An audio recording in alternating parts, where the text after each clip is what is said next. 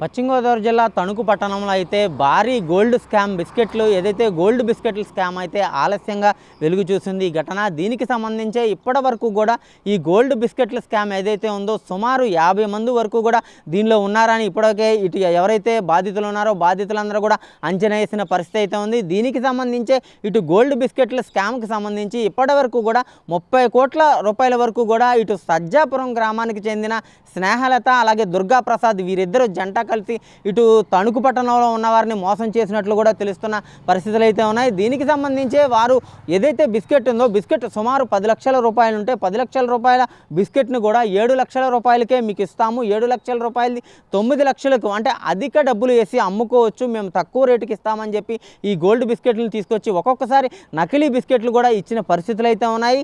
అలాగే వీరి దగ్గర నుంచి కూడా ఇటు పెళ్లికి వివాహానికి వెళ్ళి రావాలి, బంగారం ఇస్తే వాటిని తీసుకెళ్ళి మళ్ళీ తీసుకొచ్చి ఇస్తానంటూ కూడా వాటిని తీసుకెళ్ళి తాకట్టు పెట్టిన దాఖలాలు కూడా చాలానే ఉన్నాయి. ఇటు దీనికి సంబంధించి కొంతమంది బాధితులు అయితే ఇటు 25 లక్షల రూపాయల క్యాష్ అంటే శైలజ అన్న మహిళ ఎవరైతే ఉందో శైలజ అన్న మహిళ గత ఫిబ్రవరి నెలలో అయితే ఇటు సజ్జాపురానికి సంబంధించి తణుకు పట్టణం పోలీస్ స్టేషన్లో అయితే ఫిర్యాదు ఇచ్చిన పరిస్థితులు కూడా ఉన్నాయి. ఈ శైలజ అన్న మహిళ ఎవరైతే ఉన్నారో ఇటు 40 లక్షల రూపాయల క్యాష్ అలాగే 60 లక్షల రూపాయల బంగారాన్ని కూడా ఇచ్చిన పరిస్థితి అయితే ఉంది. అంటే ఇటు క్యాష్ ఇచ్చినప్పుడు క్యాష్కి అధిక వడ్డీ ఇస్తానని చెప్పి వారికైతే ఆశ చూపిస్తున్నారు. అలాగే బంగారం ఇస్తే బంగారానికి బదులు ఎక్కువ బంగారం ఇస్తాము, అలాగే బంగారానికి సంబంధించి అధిక డబ్బులు కూడా ఇస్తామని చెప్పి వీరందరిని కూడా మోసం చేసిన పరిస్థితి అయితే ఉంది. అలాగే ఎవరైతే ఇప్పుడు శైలజ అన్న మహిళ అలాగే వేరే మహిళలు ఎవరైతే ఉన్నారో వీరందరి దగ్గర నుంచి కూడా డబ్బులు తీసుకొని అలాగే బంగారం తీసుకొని వారికి పరిచయస్తుల దగ్గర నుంచి కూడా డబ్బులు ఇప్పించిన దాఖలాలు కూడా చాలానే నమోదైన పరిస్థితి అయితే ఉంది. సుమారు ఈ మొత్తం గోల్మాల్కి సంబంధించి గోల్డ్ బిస్కెట్లు గోల్మాల్ ఏదైతే ఉందో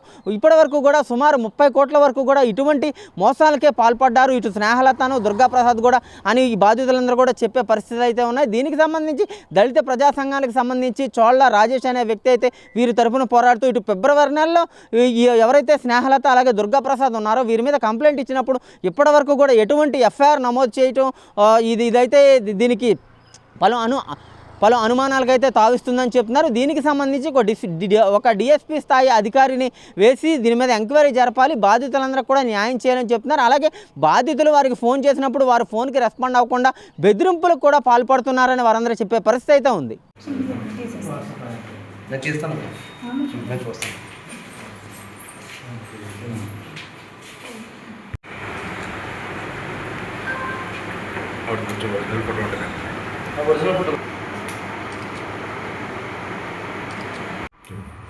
మీడియాకి నమస్తే అండి.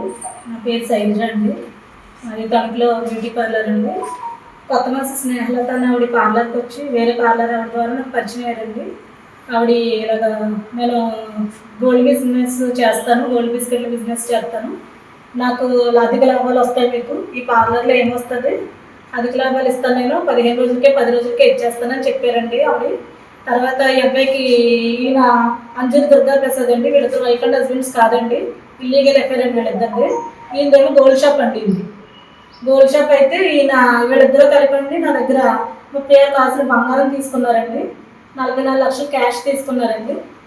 ఇవన్నిటికీ వీడియోలతో సహా ట్రాన్సాక్షన్స్ ఉన్నాయండి, చెక్కులు నోట్లు అన్నీ ఉన్నాయి సార్. అతి వడ్డీ ఇస్తాను మీకు, నాకు 2 రోజులకి 3 రోజులకే నాకు లాభాలు వస్తాయి అని చెప్పారండి ఇవి. ఈరోజు అడుగుతుంటుంటే నీ పార్లర్ ఎలా ఉంటుందో చూస్తాను, నేను ఎలా అలా చేస్తాను అలా చేస్తాను, రూపాయి ఇచ్చేది లేదని అన్నారండి. న్యాయవాదులు ఉన్నారండి, ఇప్పుడు పక్కన 2 ఉన్నారండి న్యాయవాదులు. మేము ఏ కేసు పెట్టినా ఏం చేసినా అసలు వాళ్ళ దగ్గరికి వెళ్ళి ఆయనే సెటిల్ చేసేస్తున్నారండి. మాకు న్యాయం జరగట్లేదు, పోలీస్ స్టేషన్లో కూడా న్యాయం జరగలేదండి. ఇంకా మేము పెద్దల ద్వారా కూడా పెట్టాం సార్, పెద్దల ద్వారా పెడితే పెద్దల ద్వారా ఎంత లేదు 2 రోజుల్లో వచ్చేస్తామని ఫిబ్రవరిలో పెట్టామండి కేసు. ఇప్పటి వరకు అసలు ఏమీ కనీసం మాకు కబురు కూడా పెట్టలేదండి.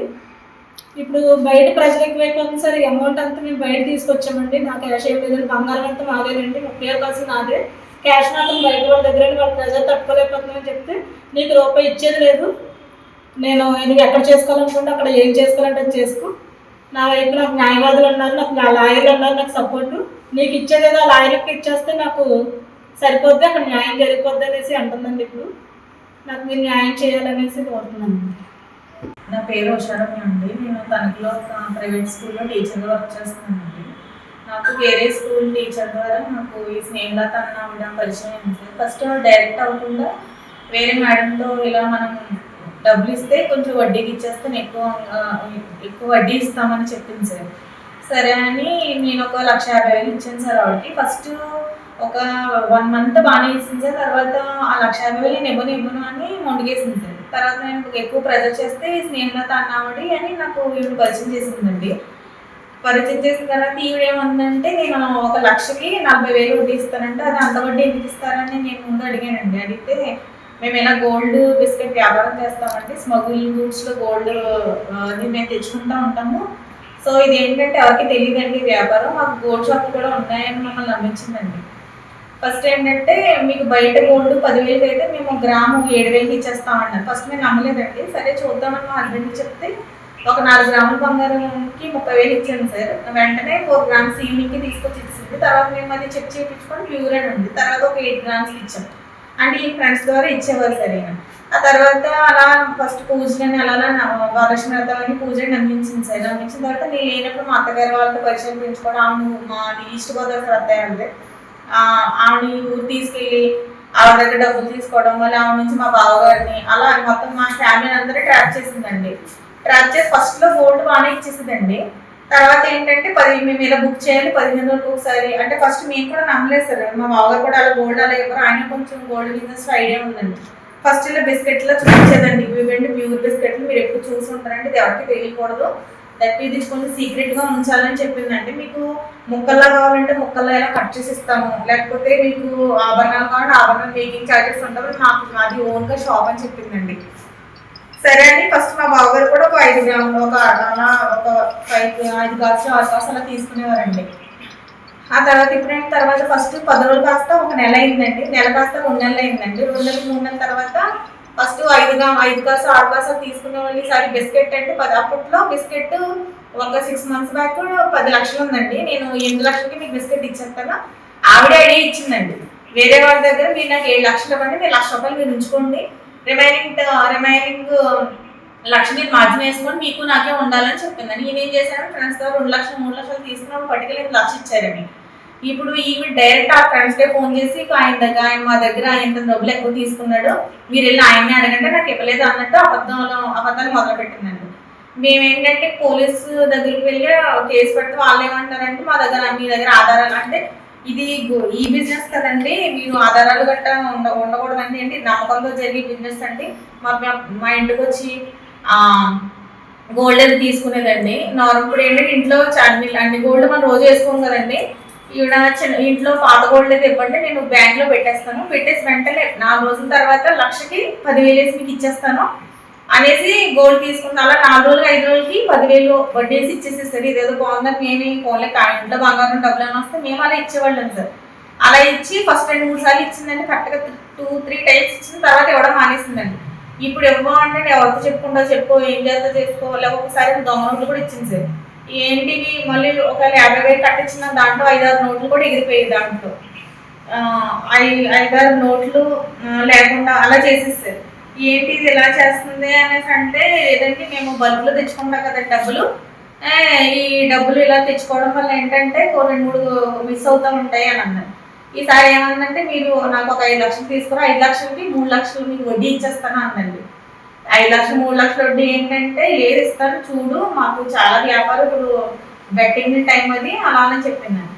సరే నేను 5 లక్షలు ఒక అందరికి నా ముంగైతే పెట్టండి, ఒక 5 లక్షలు పట్టుకొచ్చిస్తే వెంటనే 3 లక్షలు ఒక 15 రోజులకి ఇచ్చేసిందని పట్టుకెళ్ళి డబ్బులు ఇచ్చేసిన తర్వాత చూసావా ఎంత, నువ్వు ఎప్పుడైనా చూసావు ఎంత క్యాష్, నువ్వు ఉద్యోగం కూడా చేయక్కర్లేదు, ఇలా నాకు వ్యాపారం చేసుకుంటే చాలు, ఇది నా వల్ల 3 మంది ఇల్లు కట్టుకున్నారు, నా వల్ల ఇంతమంది బాగుపడ్డారు, ఇది చాలా మంచి బిజినెస్, ఎవరికి తెలియదు, ఎవరు చెప్పరు ఇలాంటివి, చాలా మంది ఇలాగే చేస్తారు. గోల్డ్ షాపులు కూడా దొంగతనంగానే కొంటారు బంగారాలు, మా దగ్గర కొంటే మేము అందరు గోల్డ్ షాపులకి అదే సరుకులు వేస్తే అలా మేము బంగారాలు వేసుకుంటూ వెళ్తామని నమ్మించిందండి. ఫస్ట్ నేను నమ్మలేదు కానీ తర్వాత ఈ గోల్డ్ బిస్కెట్లని చూస్తే మాకు నమ్మకం అనిపించి అలా ఇచ్చేసాను సార్.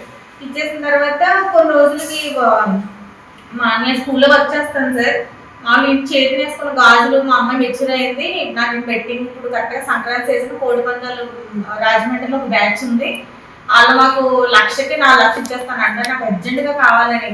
అది నేను అలా ఇవ్వలేను, చేయలేదు మెళ్ళ వేసుకొని తాళ్ళలో ఇవ్వలేము అంటే, లేదని పిల్లల మీద ఒట్టేసింది తీసుకుని వెళ్ళిపోయిందండి.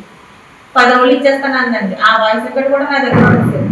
ఏమి ఇచ్చావా, నాకు ఇది ఇచ్చావా, ఇచ్చినట్టు ప్రూఫ్ ఏంటి, ఎవరితో చెప్పుకుంటా చెప్పుకో, చంపేస్తాను, లేకపోతే మేము వెళ్ళి ఫస్ట్ కేసు తీసుకుంటాం అన్నాను సార్. తర్వాత తీసుకొని అన్నారండి.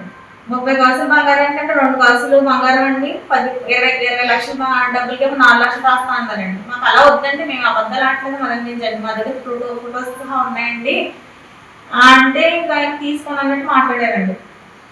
అందరికీ జేపీ. నా పేరు చోళరాజు, జేపీ దత్తప్రజగా రాష్ట్ర అధ్యక్షుడిని.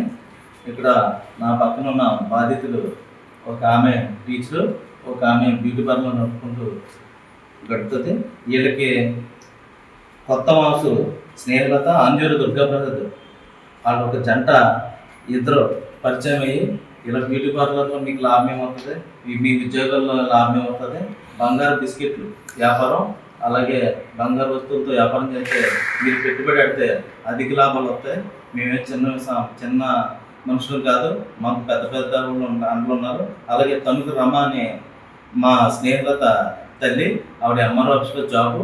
మేము మాకు ఉన్నతమైన ఫ్యామిలీ అని చెప్పి వీళ్ళు నమ్మించి సుమారు ఈ అమ్మాయి దగ్గర 33 కాసులు, 44 లక్షల క్యాష్, అంటే ఈ అమ్మాయిదే కాకుండా వేరే వాళ్ళ డబ్బులు కూడా తీసుకుని మోసం చేయడమే కాకుండా ఈవిడే కాకుండా ఈవిడ దగ్గర కూడా సుమారు ఇంచుమించు 30 కాసులు బంగారం ఈవిడిది, అలాగే వాళ్ళ అమ్మవాడిది ఇంచుమించు 40 కాసులు 50 కాసులు అమ్మవాడిది, క్యాష్ కూడా ఒక 40 లక్షలు సుమారు ఇలా బంధువుది.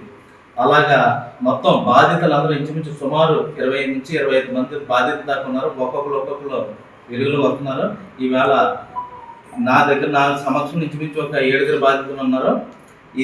ఈ బాధితులు మొత్తం ఒక 25 కోట్లు నుంచి 30 కోట్ల పైనే ఉంటుంది స్కామ్.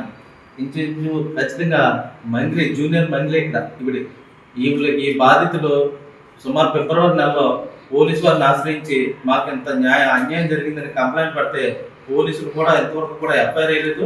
వాళ్ళకే అండగా నిలబడటం చాలా దారుణమైన విషయం.